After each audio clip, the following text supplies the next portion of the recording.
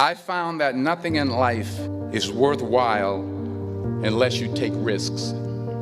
Nothing. Nelson Mandela said, "There is no passion to be found playing small and settling for a life that's less than the one you're capable of living." Now, I'm sure in your experiences in school and applying to college and picking your major and deciding what you want to do with life, I'm sure people have told you to make sure you have something to fall back on. Make sure you got something to fall back on, honey.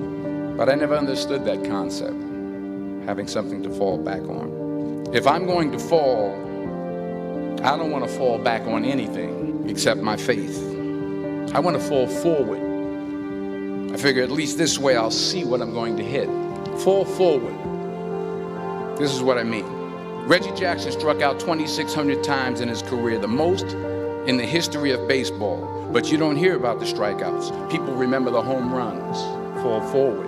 Thomas Edison conducted 1,000 failed experiments. Did you know that? I didn't know that. Because the 1,001st was the light bulb. Fall forward. Every failed experiment is one step closer to success. You've got to take risks, and I'm sure you've probably heard that before, but I want to talk to you about why that's so important. I got 3 reasons, and then you can pick up your iPhones. First, you will fail at some point in your life. Accept it. You will lose. You will embarrass yourself. You will suck at something. There's no doubt about it.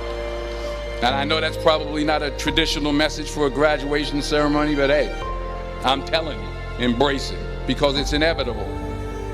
And I should know.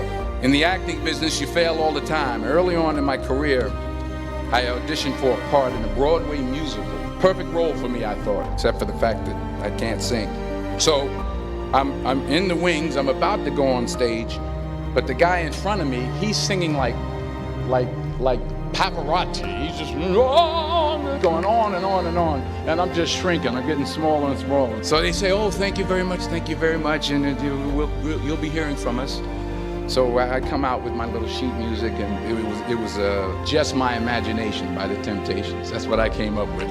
So I hand it to the accompanist, and she looks at it and looks at me and looks out at the director and was like,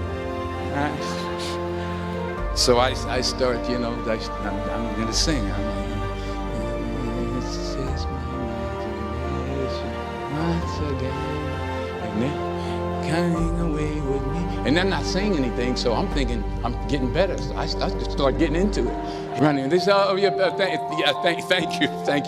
thank you very much, Mr. Washington, thank you." So I assumed I didn't get the job. But the next part of the audition, he called me back. The next part of the audition is the acting part of the audition. So I'm like, hey, okay, maybe I can't sing, but I know I can act. So they pair me with this guy, and again, I didn't know about musical theater. And musical theater is big, so they can reach everyone all the way in the back of the stadium. And I'm more from a naturalistic kind of acting where you actually talk to the person next to you. So I don't know what my line was. My line was, well, hand me the cup. And his line was, well, I will hand you the cup, my dear. The cup will be there to be handed to you. And I said, okay, well, should I give you the cup back? Oh, yes, you should give it back to me, because you know that is my cup and it should be given back to me. I didn't get the job. But here's the thing. I didn't quit. I didn't fall back. I walked out of there to prepare for the next audition, and the next audition, and the next audition. I prayed. I prayed, and I prayed. But I continued to fail, and fail, and fail. But it didn't matter, because you know what? There's an old saying, you hang around the barbershop long enough, sooner or later you're going to get a haircut. So you will catch a break, and I did catch a break. Last year, I did a play called Fences on Broadway. So someone talked about it. Won the Tony Award. And I didn't have to sing, by the way. But here's the kicker. It was at the Court Theater. It was at the same theater that I failed that first audition 30 years prior. The point is, and I'll pick up the pace, the point is, every graduate here today has the training and the talent to succeed. But do you have the guts to fail? Here's my second point about failure. If you don't fail, you're not even trying. I'll say it again. If you don't fail, you're not even trying. My wife told me this great expression. To get something you never had, you have to do something you never did. Les Brown's a motivational speaker. He made an analogy about this. He says, imagine you're on your deathbed, and standing around your deathbed are the ghosts representing your unfulfilled potential. The ghost of the ideas you never acted on. The ghost of the talents you didn't use. And they're standing around your bed, angry, disappointed, and upset. They say, we came to you because you could have brought us to life, they say. And now we have to go to the grave together. So I ask you today, how many ghosts are going to be around your bed when your time comes? You've invested a lot in your education, and people have invested in you. And let me tell you, the world needs your talents, man, does it ever. I just got back from Africa like 2 days ago, so if I'm rambling on, it's because I'm jet lagged. I just got back from South Africa. It's a beautiful country, but there are places there with terrible poverty that need help. And Africa is just the tip of the iceberg. The Middle East needs your help. Japan needs your help. Bama needs your help. Tennessee needs your help. Louisiana needs your help. Philadelphia needs your help. The world needs a lot, and we need it from you. We really do. We need it from you young people. I mean, I'm not speaking for the rest of us up here, but I know I'm getting a little grayer. We need it from you, the young people, because remember this. So you got to get out there. You got to give it everything you got, whether it's your time, your talent, your prayers, or your treasures. Because remember this, you will never see a U-Haul behind a hearse. I'll say it again. You will never see a U-Haul behind a hearse. You can't take it with you. The Egyptians tried it, and all they got was robbed. So the question is, what are you going to do with what you have? I'm not talking about how much you have. Some of you are business majors. Some of you are theologians, nurses, sociologists. Some of you have money. Some of you have patience. Some of you have kindness. Some of you have love. Some of you have the gift of long suffering. Whatever it is, whatever your gift is, what are you going to do with what you have? All right, now here's my last point about failure. Sometimes it's the best way to figure out where you're going. Your life will never be a straight path. I began at Fordham University as a pre-med student. I took a course called cardiac morphogenesis. I couldn't read it, I couldn't say it, I sure couldn't pass it. So then I decided to go into pre-law, then journalism. And with no academic focus, my grades took off in their own direction. Yeah, down. I was a 1.8 GPA one semester, and the university very politely suggested that it might be better to take some time off. I was 20 years old. I was at my lowest point. And then one day, and I remember the exact day, March 27th, 1975, I was helping my mother in her beauty shop. My mother owned a beauty shop up in Mount Vernon. And there was this older woman who was considered one of the elders in the town. And I didn't know her personally, but I was looking in the mirror, and every time I looked at the mirror, I could see her behind me, and she was staring at me. She just kept looking at me. Every time I looked at her, she kept giving me these strange looks. So she finally took the dryer off her head and she said something I'll never forget. First of all, she said, "Somebody give me a piece of paper. Give me a piece of paper." She said, "Young boy, I have a prophecy, a spiritual prophecy."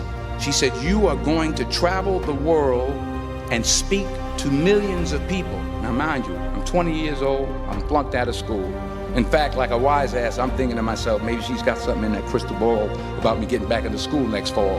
But maybe she was on to something, because later that summer, while working as a counselor at a YMCA camp in Connecticut, we put on a talent show for the campers. And after the show, another counselor came up to me and asked, "Have you ever thought about acting? You're good at that." So when I got back to Fordham that fall, I got in and I changed my major once again for the last time. And in the years that followed, just as that woman prophesied, I have traveled the world and I have spoken to millions of people through my movies. Millions who up till this day couldn't see me, who up till this day I couldn't see while I was talking to them, and they couldn't see me, they could only see the movie. They couldn't see the real me. But I see you today, and I'm encouraged by what I see, and I'm strengthened by what I see, and I love what I see. One more page, and I'll shut up. Let me conclude with this one final point, and actually the president kind of brought it up. It has to do with the movie Philadelphia. She stole my material. Many years ago, I did this movie called Philadelphia. We filmed some of the scenes right here on campus.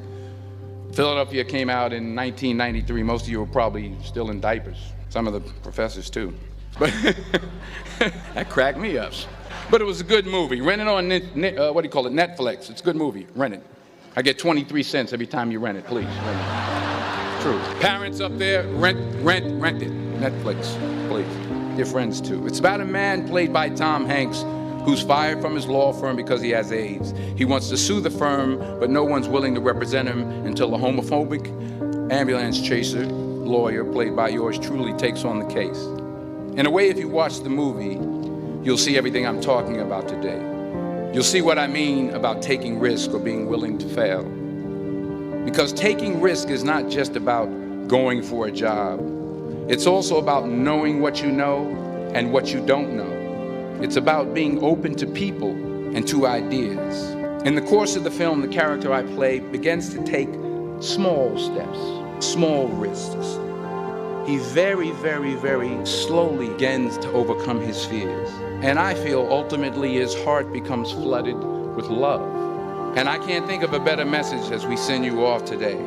To not only take risks, but to be open to life, to accept new views, and to be open to new opinions, to be willing to speak at a commencement at one of the best universities in the country, even though you're scared stiff. While it may be frightening, it will also be rewarding, because the chances you take, the people you meet, the people you love, the faith that you have, that's what's going to define you. So members of the class of 2011, this is your mission. When you leave the friendly confines of Philly, never be discouraged, never hold back, give everything you got. And when you fall throughout life, and maybe even tonight after a few many glasses of champagne, remember this: fall forward. Congratulations, I love you, God bless you, I respect you.